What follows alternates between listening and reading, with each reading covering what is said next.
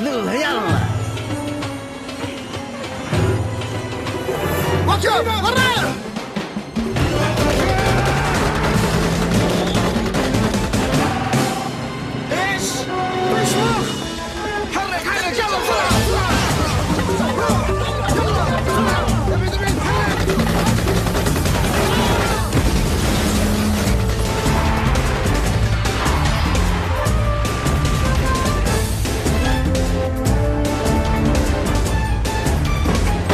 Direct injection means more pull.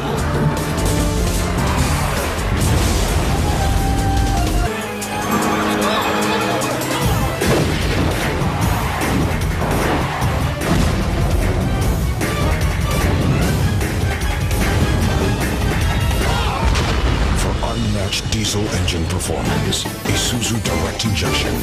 It's hot.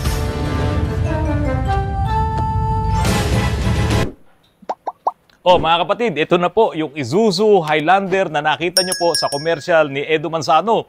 Medyo malayo lamang po talaga ang itsura ko kay Edo Manzano. Mas lamang na lamang po siya ng ilang paligo talaga, libong paligo. Okay mga kapatid, ito pong Isuzu Highlander na to, ito po yung Extreme. Pero yung nandoon sa commercial ni Edo Manzano, yun po ay Isuzu Highlander SL lang po yun. Ang gulong nun ay mas maliit compare doon sa Isuzu Highlander na Extreme. Pero ito po kasi ay napalitan ko na ng 31 na gulong. Yung Highlander po noong araw, ito po ay 4 studs lang. Pero ito po ay naka 6 studs na po, itong Highlander na to ngayon. Na-upgrade na po natin ito to 6 studs. So yung kung ano man yung pang-ilalim ng Isuzu Crosswind ay inilipat na po natin dito sa Isuzu Highlander na ito. Kaya kahit magpalit ako ng malaking gulong, hindi po ito basta-basta bibigay yung wheel bearing. Kasi yun ang nagiging problema doon sa mga Highlander noong araw nung ito ay naging 235/70 R15 na gulong. Madalas nasisira yung wheel bearing niya. Pero ito, mas malaki na po ang mga wheel bearing na to, hindi katulad ng mga naunang Highlander. Ito ay naka-body lift na rin po ito ng 4 inches. Ganun po siya kataas. At nilagyan ko po ng steel bumper. Ayan mga kapatid. Tignan nyo po, naka-steel bumper na to. At meron na rin siyang skid plate sa baba. Tignan nyo po. Ito po yung kauna-unahan na Isuzu Highlander Extreme na naka-rack and pinion. O yan po mga kapatid, yung rack and pinion nito. Ayan. Isuzu Highlander Extreme na kinonvert na po namin sa rack and pinion. Kaya ito po ay napakasarap ng gamitin. Wala nang wego. Kahit na dumadaan ka sa mga asfalto, hindi katulad ng mga lumang mga Isuzu Highlander, siyempre lumang-luma na, lalong mas malakas yung wego sa manibela. Malaki. Ngayon, ito mga kapatid, halos lahat po ng mga susian nito ay sira na dahil luma na nga po eh. Biro mo, 1998 model. Ito pong Isuzu Highlander na to. Sobrang luma na. Kaya ang ginawa ko dito, pinagpapalitan ko na rin po ito ng mga door locks. Ayan, mga susian. Oh. Nakabili naman po ako ng original nito diyan po sa wall ko. Ito nga, hindi na nga naikabit eh. Oh. Pero ito, bago po ito. Ang susi po nito ay mga bago na rin po. Ayan, Isuzu talaga. Kasi original po yung nabili po nating susi. Yung assembly na to, no? Yung kit na to. Ayan, lahat yan ay bago na. At ito po ay pininturahan namin dito sa Autorans. Yan, bagong paint po ito.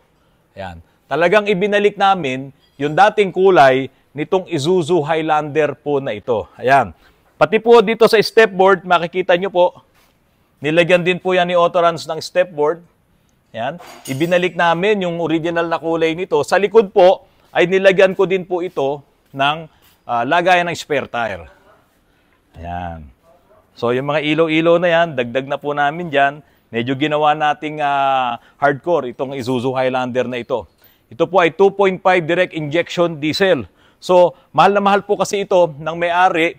Kaya po talagang pinarestore niya sa amin at ginaya pa yung mga ginagawa naming mga nakaset up po ng mga Isuzu po dito sa Autorans. Okay lang na i-restore ang isang sasakyan, lalong-lalo na kung ito ay may sentimental value sa iyo. Ang sabi po ng may-ari nito, Sir Nelson and Ma'am Merly Balikaw, sila po yung may-ari ng Mernel's Cakes and Pastries, diyan po sa SM Calamba, yung masasarap na cakes na pinipilahan, diyan po sa SM Calamba.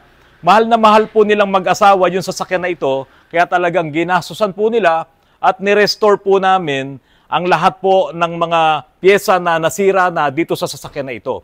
At binago na nga rin po namin yung kanyang bumper, binago na rin yung kanyang rack and pinion at iba pang karagdagan na mga pampaganda, no, setup para po kapag nando na ito sa Kalamba, mga kapatid, bantayan nyo po, tignan nyo kung makikita nyo ito na nakaparada diyan sa SM Kalamba. Dahil ang may-ari nga po nito ay yung may-ari din ng Mernels Cakes and Pastries diyan po sa SM Kalamba. Sir Nelson Balikaw at Ma'am Merly Balikaw, narito na po. Kaunti na lamang at maiuwi nyo na ang inyong Isuzu Highlander Extreme.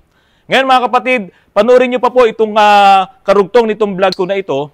Ito yung mga karanasan ng mga customers namin na nagpagawa sa amin ng mga automatic transmission. Mga kapatid, ang dami ng nagagastos, ang laki ng nasasayang na pera kapag ka po nagpapalit-palit kayo ng mekaniko na hindi naman talaga gumagawa ng mga automatic transmission. Sayang ang panahon, sayang ang perang ilalabas nyo. Mga kapatid, magandang gabi po sa inyong lahat. Kung ang inyong automatic transmission ay magkaroon ng problema, yung matagal mag-shift, nag-jerk, or nawawala yung reverse, meron naman na kapag ka in-start ang engine, maghihintay ka pa ng ilang minuto, minsan 30 minutes pa nga, medyo matagal bago kumambyo, bago magkaroon ng reverse at magkaroon ng drive. Yung iba naman talagang halos nandoon na lang sa primera, segunda, hindi na po kumakambyo ng iba pang kambyo. So, siyempre, napakabagal nun. Ngayon, mga kapatid, kung ganito ang may experience nyo, huwag po kayong magpabigla-bigla na pumunta sa mga talyer na hindi naman talaga nagre-rebuild ng mga transmission. Ngayon, unahin natin yung mga transmission na 20 years old na or 25 years old na. Itong mga nakakabit sa Crosswind, nakakabit sa Adventure, sa Pajero, at yung iba pang mga automatic transmission na halos 20 years na ang edad nila. Mga kapatid, kapag yan ay nagka-problema, kadalasan po dyan ay overhaul na, rebuild na. Ngayon, kung pupunta kayo sa mga shops na hindi naman talaga nagre-rebuild ng transmission, ibig sabihin wala silang masyadong mahabang experience dito sa mga automatic transmission, mapapagastos lamang po kayo ng malaki. Kasi po ang unang-unang i-recommenda nila sa inyo ay magpalit ng ATF. Kung halimbawa, yung mga Pajero na yan, ang ATF niyan sa oil pan, mga nasa 4 na litro or 5 litro. Kapag yan ay dinrain nyo, pinalitan nyo at sinabi nilang pati yung filter, linisin na rin. So, yun ngayon na magiging gastos mo kasama yung labor, minsan umaabot yan ng 5,000. Ngayon, yung ibang mga units, katulad ng mga Crosswind, mga Montero na luma, yung Gen 1, at yung iba pang mga kotse, pati itong mga Lancer na yan, marami na rin po kasi mga automatic transmission ng araw, 20 years ago. Kaso, wala namang mga ganitong vlogs nung mga panahon na yun. Hindi pa masyadong sikat ang mga vloggers dito sa YouTube.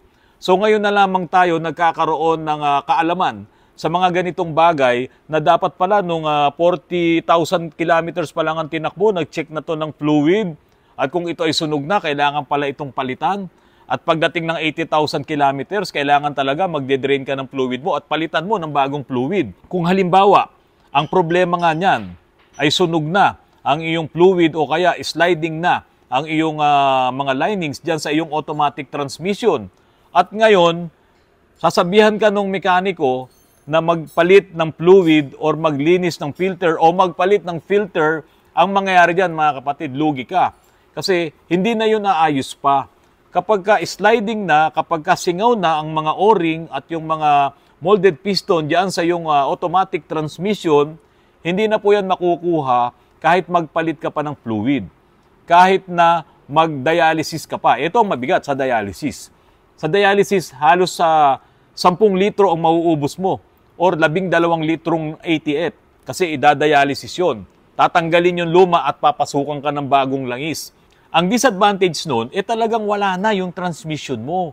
Kung 20 years old na yan, 25 years old na yan, dinialysis mo pa, nasanay na yung transmission mo doon sa malapot na ATF dahil nga naluma na yung ATF doon. Ngayon, pagpalit mo ng bagong ATF na malabnaw, naku, lalo nang walang engagement yan.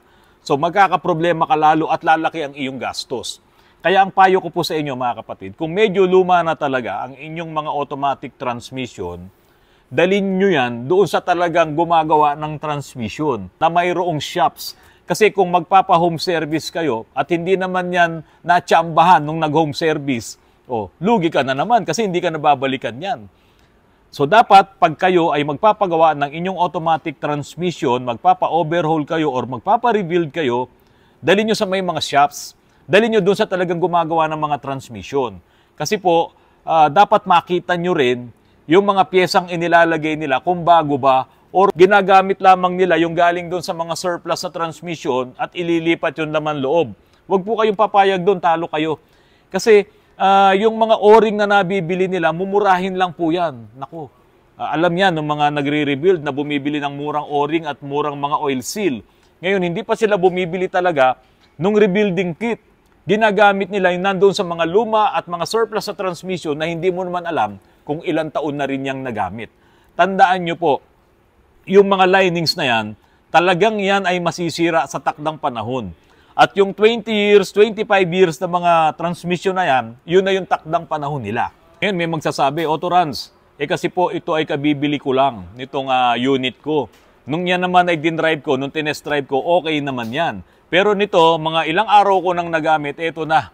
Hindi na kumakambyo, wala siyang kambyo sa high speed. So parang nasa segunda lang ako, nasa tersera lang ako, hindi na kumakambyo ng kwarta, hindi na kumakambyo doon sa overdrive. Eto kasi mga kapatid, baka nung binili mo yan, masyado kang excited. Na-travel mo lang ng kaunti, okay na sa'yo.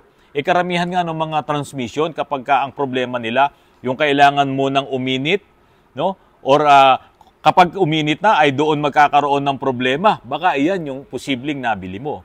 O ngayon, dahil nakabili ka na nga ng ganyang problema, huwag mo nang dalhin yan doon sa mga hindi naman talaga gumagawa ng transmission. Doon sa magpapalit lang ng ATF at magpapalit lang ng filter. Kasi ang magiging problema mo dyan, magagastusan ka ng malaki at pagkatapos na hindi nila maayos, maghahanap ka na ulit ngayon ng ibang gagawa. So, nagka-doble-doble ngayon ang iyong problema. Kapag ka po transmission ng problema, ang puntahan nyo talaga ay yung mga gumagawa talaga ng transmission. Kung halimbawa lang, wala namang problema ang inyong automatic transmission, nakita nyo doon sa kanyang odometer, tumakbo na to ng 40, tumakbo na to ng 80 kasi nabili nyo lang. Okay, i-drain nyo ang fluid at check nyo ang kanyang quality. Kung ito ay sunog na, immediately palitan nyo kagad yan ng fluid at magpalit po kayo ng filter. At kung yan ay strainer, ipaklining nyo talaga, ipagawa nyo kaagad ang inyong automatic transmission. Kasi masisira at masisira yan kapag sunog na ang inyong fluid, hindi nyo pa napalitan. Ngayon, sa ibang pagkakataon, ang nangyayari, pakikialaman ng ibang technician, papalitan yung fluid, sa halip na CVT fluid ang ilalagay, ang nailagay naman ay ATF. So malaking problema yan pag naghalo yun. Masisira talaga ang inyong automatic transmission yan or yung CVT transmission nyo. Pati yung mga nagkakarga ng fluid, nag-drain and refill, tapos yung walang mga dipstick, paano mo masusukat ngayon yung tamang fluid yan? So yung mga gumagawa talaga ng transmission, alam namin kung paano susukatin yan. May mga paraan po yan, may mga proseso po yan. Dapat po yan ay pipiliin nyo talaga yung hahawak ng inyong sasakyan kapag inyong pinapaservisan yung mga transmission pagdating po dyan sa automatic transmission. Sa mga medyo bago pang sasakyan, ayan, sabihin na natin na 2015, ngayon ay 2025. So 10 years old na mga sasakyan. Hindi naman lahat yan kapag nagkaroon ng problema na matagal magkambyo or mayroong konting jerking ay overhaul na. Kaya lang mas marami yung ganun po talaga ang problema. Kung hindi ka nagpapalit ng ATF mo since nung nabili mo yan or since na napunta sa iyo yan at maitim na talaga yung langis na nakita mo, maitim na yung ATF, immediately, sabi ko nga, palitan mo kagad yan at palitan mo ng filter. Pero eto po, kung sakaling palitan nyo yan, piliin nyo rin talaga yung tamang oil para sa kanya, yung tamang ATF para sa kanya. Kasi hindi pwedeng mag-mix yung ibang brand ng ATF doon sa bagong brand na ilalagay mo. So medyo talaga, medyo komplikado. Kayo ang may-ari ng inyong sasakyan, alam nyo kung gaano nyo ka-stress ginagamit ang inyong sasakyan. Kung opisina bahay lang kayo at wala naman kayong inaakyat baba, tulad dito sa Antipolo, bundok dito, or kung nandiyan ka naman sa parting Baguio City, at sa ibang mga lugar, sa ibang mga probinsya na may bundok, araw-araw ginagamit mo, tapos puno ka ng pasahero or yan ay ginagamit mong pangkargada, yan ay hirap na hirap ang iyong automatic transmission. Habang napwepuwersa ang iyong automatic transmission, yung kanyang torque converter, napakainit po ng temperatura ng fluid sa loob ng torque converter. At yan ay umaabot ng almost 350 degrees Fahrenheit. Halos umo-overheat na yon. Kung araw-araw mong ginagamit ng ganyan ng sasakyan mo, so dapat ang pag-check mo ng iyong ATF, hanggat maaari every 10,000 kilometers, nag-check ka ng ATF. Baka mamaya sunog na ang ATF mo. Para mapalitan mo kagad yung mga sunog na ATF at hindi masira ang iyong automatic transmission. Kauuwi nga lang yung may-ari ng Toyota Revo.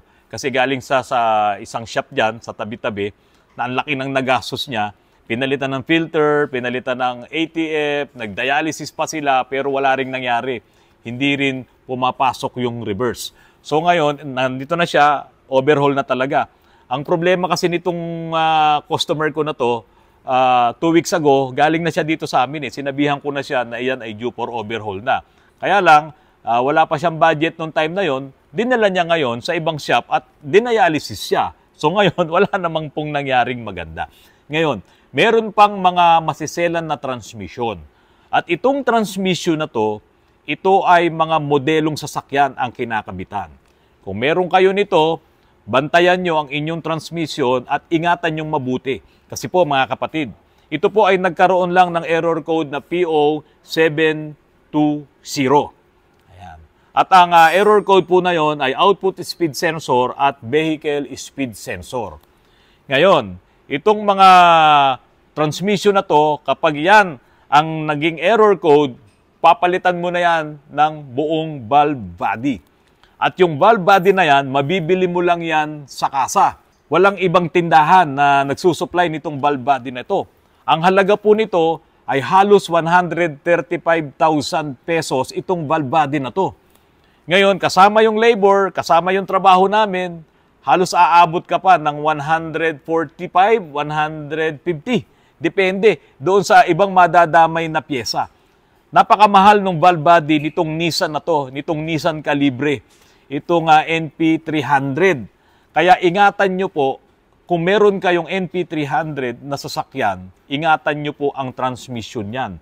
Dahil kapag ka nasira yung valve body nito at lumabas yung DTC code na P0720, output speed sensor at vehicle speed sensor, halos 90% ang may problema ay yung valve body. At wala kang mabibili sa ibang tindahan. Sa kasa lang at o-orderin mo pa.